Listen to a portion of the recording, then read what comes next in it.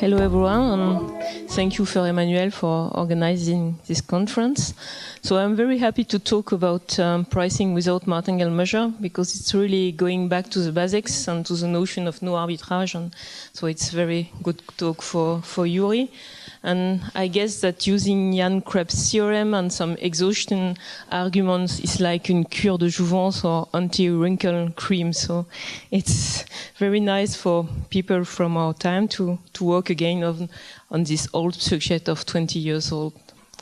So first of all, I would like to make a small announcement. So in 1 month, we will make a workshop on reduced model and magic point. So it will be courses, so it's quite interesting for the people who don't know what it is and who want to learn.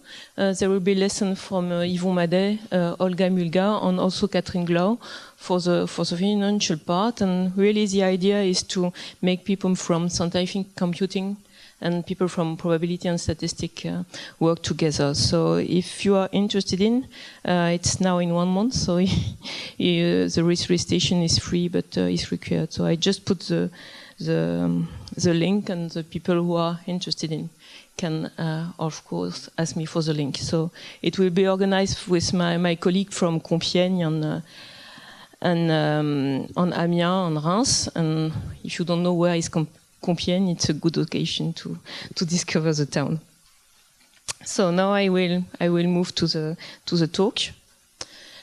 So here it will be in discrete times. I will speak about the multi-period part only for the numerical result, because I really want to keep to very basic things and spend time on basic things and not on the technical part. So here the idea is really in going back to the basics and trying to see what should be a price. So we are thinking about the price when we're able to superhedge, and then we will start from this, take a kind of infimum value and see what happened without using the no arbitrage condition. So this is really the idea behind the paper. And in fact, we will avoid the use of martingale measure, and as a duality, we will use the convex duality instead of the martingale measure, so the classical financial duality. So this is down in the paper, but I think I will not have time to present it. But as I say, we will use the old techniques from Krebsian and exhaustion and everything to prove all the classical equivalence between a kind of what we will define the new nation. I don't know if it's new, probably somebody have already used it somewhere, but I haven't found it. The absence of immediate profit, and so we will also define like a free lunch about that and prove everything. And more interesting, we will give some numerical illustrations saying that we have done is not completely out of sense, and that the data in a sense confirm the choice we have made. So let's start with some notation. We will just denote it by L0, the RK and H, the set of H measurable random variable in dimension K. So I will spend some time of the one-dimensional framework, because one-period framework, because I think this is really where one understands what happened. So we consider two sigma algebra, H and F, and so two random variables, small y and capital Y. So the first one is measurable with respect to H, and the second one is measurable with respect to F. So in multi-period, it will be the price at time t and time t plus 1. So here they are assumed to be non-negative and also in dimension 1. So you will see why dimension 1 is important here. So we consider some contingent claim. So here, what is a contingent claim? It's just a function of my final price, and this function can be random.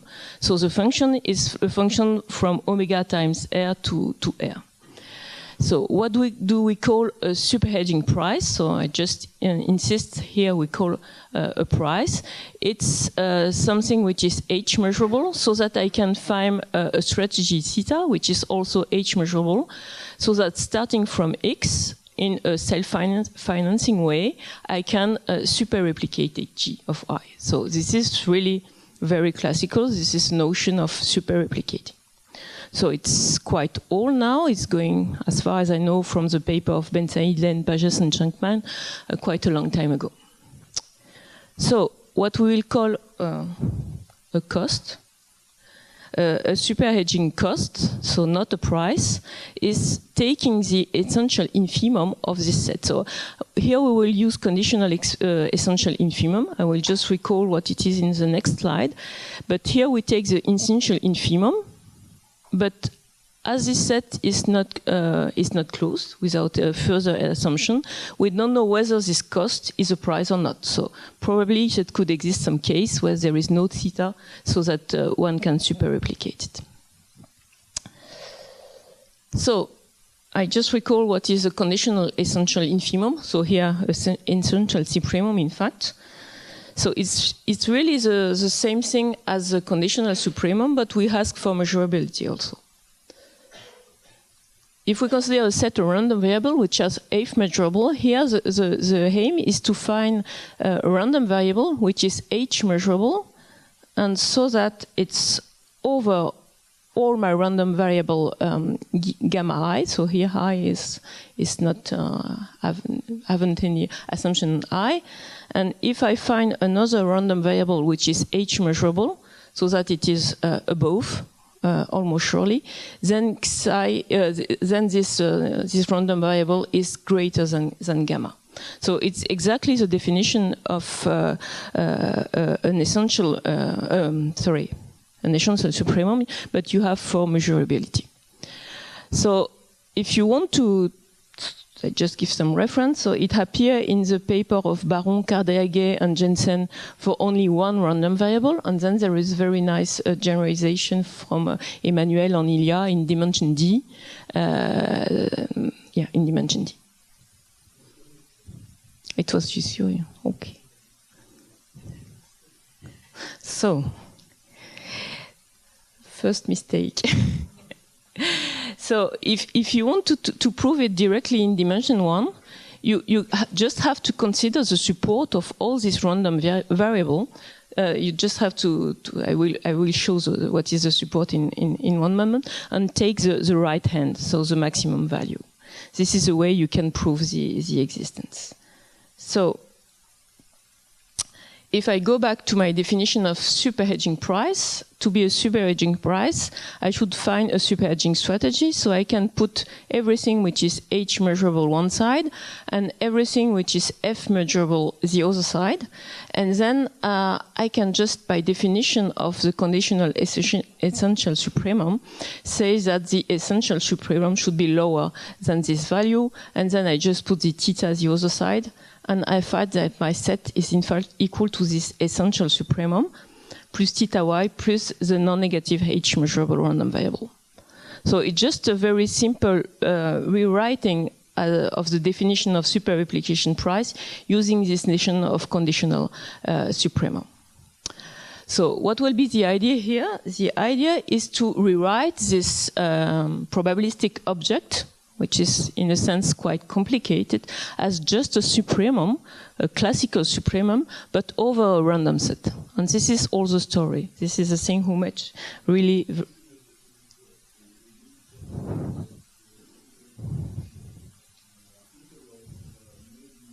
be closed. Yeah.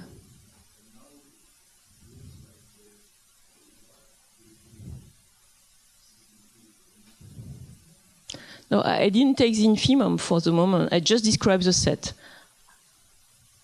I just described the set, and I don't take the infimum for the moment. So this is the other ingredient. This is the conditional support of X. So the conditional support with respect to H is just a classical support, but for the conditional distribution. So this is one way to prove the existence of the conditional essential supremum. You just look to the support and you take the right hand side. This set have very nice property. Of course, it's non-empty and closed.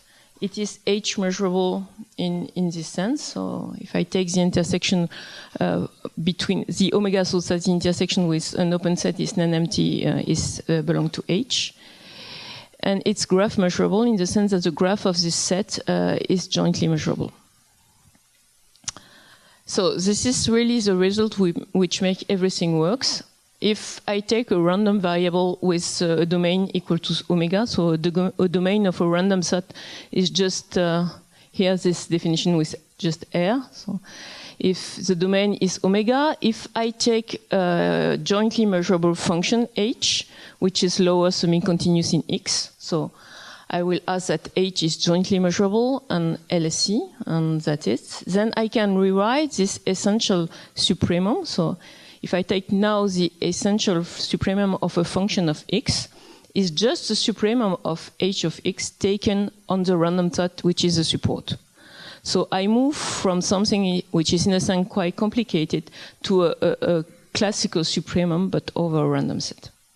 So you see the definition we have taken on H is almost saying that H is a normal integrand, because if H is a normal integrand, then this is jointly measurable and lower semi-continuous, and the converse holds true if I ask that H is complete for some measure.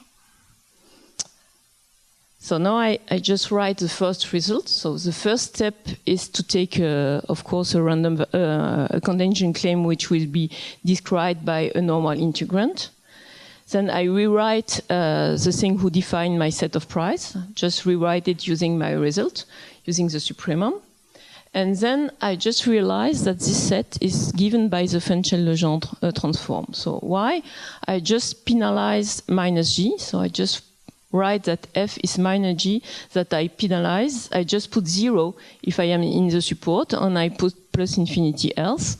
So taking the supremum here is just taking minus, so here I just put a minus in order to have the form of the Fenchel-Legendre transform. So I just put here the constraint on the support instead of the function, and I go back to the Fenchel-Legendre. So this is the first step. I just write it as a Fenchel-Legendre. So one can prove that again this set is a normal H normal integrand, and so I rewrite now my cost, which is not a price, which is the essential infimum of my set P of G. So this was the essential supremum. So this is what I've done the slide before. So now what I'm doing, I'm just writing that this essential infimum here is an essential supremum, just putting minus inside. And I use here this representation. So I just put a minus inside, so it's theta y minus f star of theta.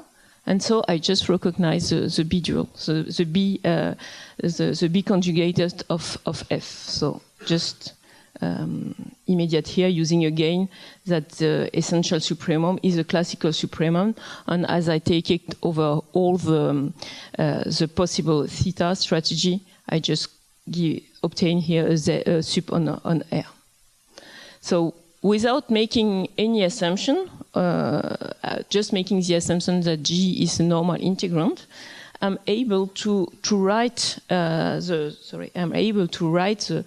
price, the cost, as minus the B-dual Fenchel-Legendre transform.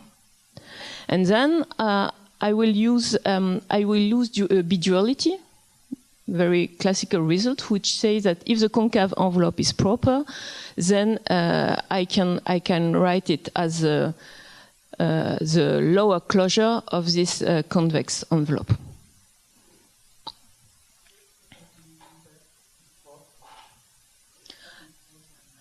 Sorry? It's proper. It's just that you have some point where it's not plus infinity and it's greater than minus infinity everywhere. So we are not the first one to use the Fenchel-Legendre duality. Of course, in maximization of expected utility, it's well used. And I just give here a reference to Pennanen and Perkio, who have used it quite recently also for pricing. But this was not written the same way. It's not the same result. So now I put exactly the condition I need so that G is proper. So I ask that there exists some concave function which is above G on the support on which is finite on the convex hull of the support. And then with that in hand, I can really use this result and I get my price here. So now I am not interested in F. I have to put everything with respect to G. So it can be written like that. So here, this is the relative concave envelope. This is, I take the infimum of all the concave envelope which are above, but only on the support, because I am interested only on the support. So I just take the minimum concave function which is above. And so this is the first part. And the second part is coming from this penalization again. If Y is in the convex hull of the support, is just 0, but if Y isn't in this convex hull, then it's minus infinity.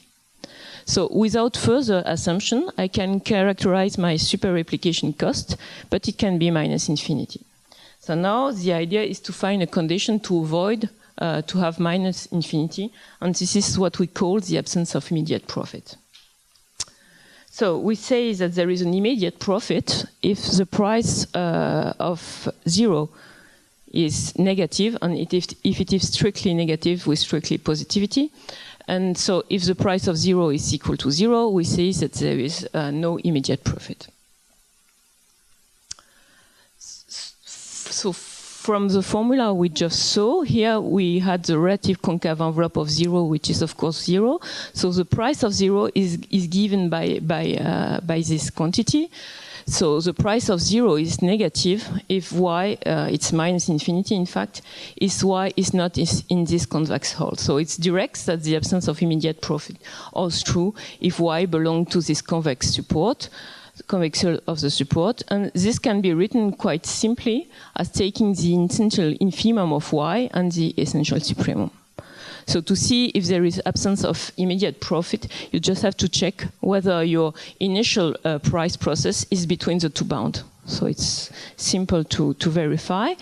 You can also prove that this is the same as stating that the price of some call option is non-negative, which is much more easy to verify than the no arbitrage. And also, you can write it this way. So P0 is just the set of claims which can be super replicated from 0. So asking from absence of immediate profit is telling that this set, the intersection with the H measurable which are negative, is equal to 0.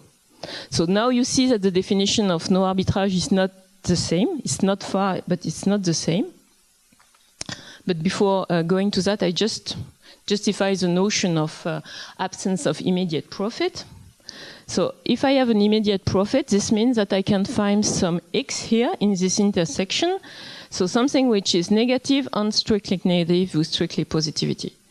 And so I just write that 0 is minus x plus x. I just, at time 0, realize my gain, so minus x. And from x, I can safely find a superhedging strategy which lead me to 0 at time 1. So this is really the difference with no arbitrage. We can see it now. With immediate profit, you lock your profit at 0. And with no arbitrage, you make the gain at the end. So this is a difference of measurability. And I just write it again. So there is no arbitrage. If I can start from 0, if I start from 0, I will get to 0. So this is a very depressing definition of mathematical finance. Starting from nothing, you stay in nothing. But you can also rewrite it as saying that the set of claim which can be attained, so the set of initial, super replication cost price which dominated 0, so the set of claim which can dominate 0, you can rewrite it like that. So you see that the notion of no arbitrage is asking that this intersection with the negative but which are f measurable is equal to 0. So with this in hand, you see the difference with the two notions. No arbitrage is here. You take the intersection with the F measurable and negative, this is 0. And absence of immediate profit, you take the intersection with H measurable negative and you obtain 0. So of course, it's clear that if you have no arbitrage, then you have absence of immediate profit. But we give some example where this is not the case. So I will show some example. So if, for example, the essential infimum is equal to 0 and the essential supremum is equal to infinity, then of course y is in between both and you have absence of immediate profit. But you can imagine a lot of example of price process from finance where you have arbitrage. And so here I also give an example. If you have a price process so that there exists absolutely continuous measure which turn into supermartingale, submartingale, but if you don't have equivalent martingale measure, then you don't have no arbitrage because there don't exist some martingale measure, but you have IIP. So I just show the proof because this is quite the idea where it works. The essential supremum is over y. I just multiplied it by the density of that, let's say Q1. This one is measurable, so I can just take the conditional expectation and it's go away. And here I just have my conditional expectation. By definition, it's greater than y, so I have absence of immediate profit.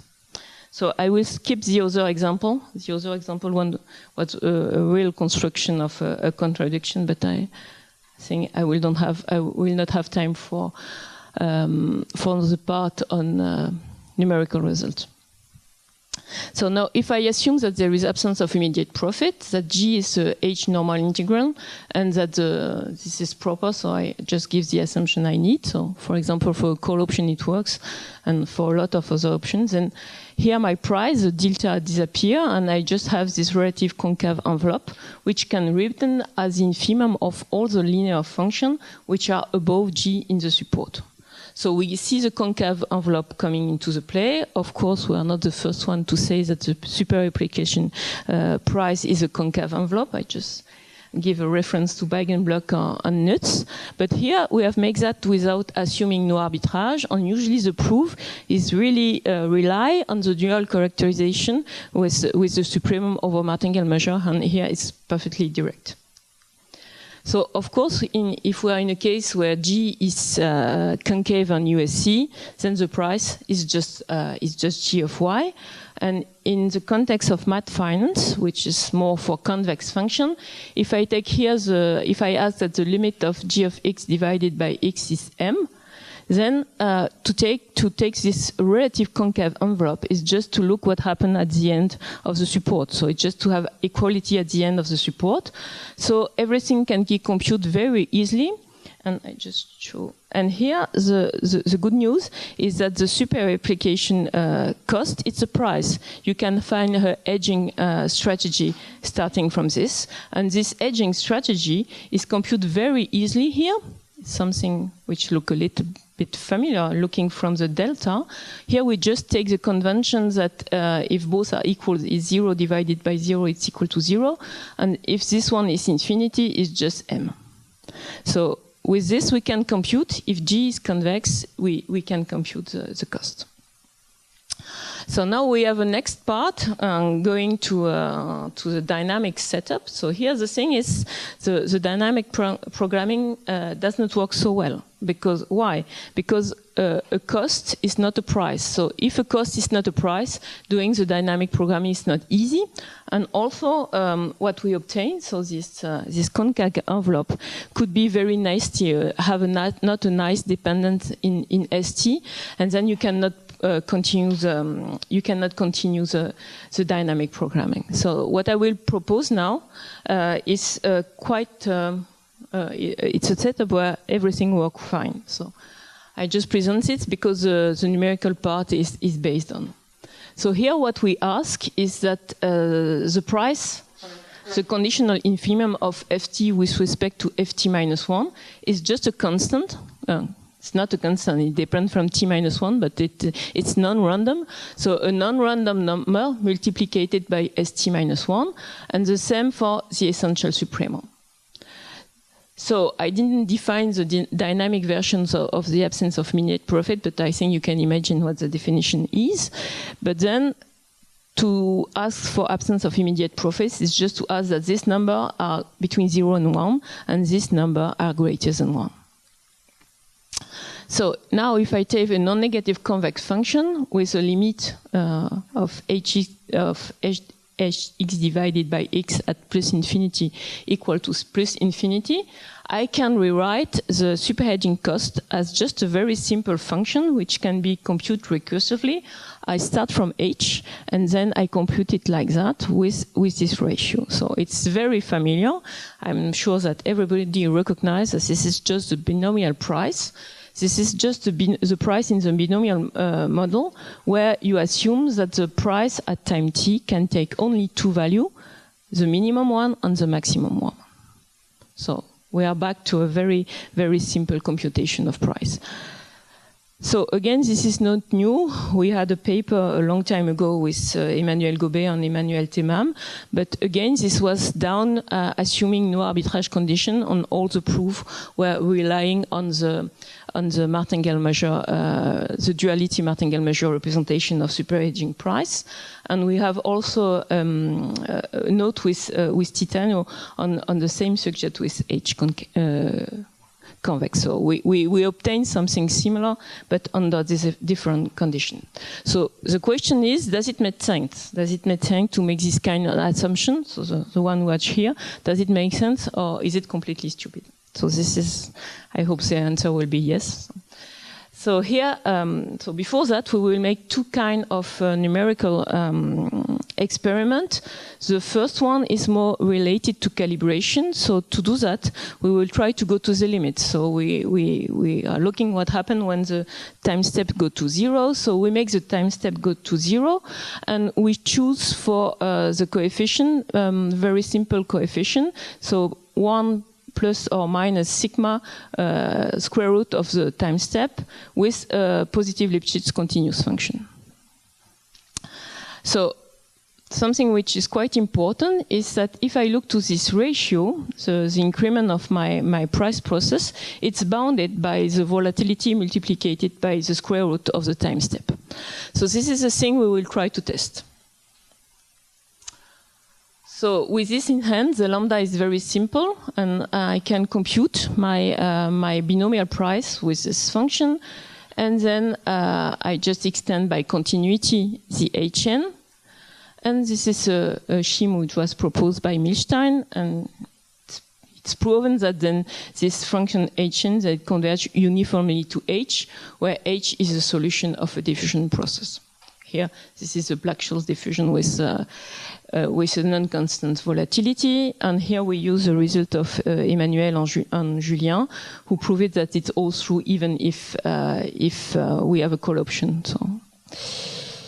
So now what happened? So if we assume that we have enough price, we can use the price of the market to calibrate sigma. So this is what we are doing. By calibration here, we find sigma, and then we test whether this relation is satisfied or not. So we have done it on the CAC 40 for 1 year and a half data. And for several strikes, we have tested whether this is satisfied or not. So I just show the price. So this is the density of the price. So you see that. So you see the value, and this is a ratio of observations that are satisfying this relation. So this is down for a call. So this is in function of the strike. So we see that here this is 95. So until a little bit more than 4,000, the proportion which satisfied this relation is quite high. So it's quite a good result for this kind of strike. But after that, then it's going down. So depending from the strike, the result is either very good, either not so good. But yeah, of course. But here we see that. Of course, when the number of observation goes down, then you have less value for the strike. But yeah, it depends whether the strike is traded or not. So now we wanted to take the super hedging strategy, because this is really the thing, is this super hedging strategy valuable or not? So we take more data this time, always on the French index CAC 40. So here I propose one way to estimate it, the value K. So again, we compute the maximum value of this quantity. So this maximal will be computed using a running maximum over 1 year. So we compute this sigma over 1 year. From the sigma, we can compute the K, and then we estimate the hedging strategy on the next week. So here this estimation is in a sense model free, because you see, we don't use a strike. This is not this is not using the strike, so not using the price of the option. So then we slide the window and compute again. And the aim is to compute the hedging error. So we implement our super hedging strategy, and we make the difference with the call option, and then we see what happens. So the first question, it will be nice that this is non-negative. And here we have made the computation for one strike, and we see that in average, this is non-negative. The standard deviation is around 20. So the numbers are quite small in comparison with the value of the French stocks, so the result is quite good. And also the probability of being negative is quite small. And it's not so small because there have been some events, but if you look to the value at risk, then the value at risk is very conservative. And I can show you the distribution. You see, we have a nice peak around 0, which is a good news. And you see that it's mainly non-negative. Here we have I don't remember. It was referring to one specific week, but it's Brexit or something. Yeah, in Black Friday. So the question is, okay, but how much does it cost? If you say that your super hedging cost is around S0, then it's not so interesting. And the answer is no, it's quite cheap. It's around 5% of S0. So the price, in comparison with the financial theory, which says that the super hedging cost would be 0, here is only 5% of S0. So now I jump to the conclusion. We have proposed a new approach, which is based on convex duality, not on on martingale. We have used a new, I don't know, perhaps somebody will say it's not new, but some other condition, which is absence of immediate profit. And we have proved that, in a sense, we can generalize a binomial model to a model where we can take an infinite number of value, but still keeping a very simple price. So this is confirmed or not, depending from your opinion, by real data. And the implementation is very simple. So here we have made few tests, but I think taking more data could be very interesting, and perhaps we have made also another kind of estimation of K using just the infimum and supremum, and it's also quite good. So thank you for your attention.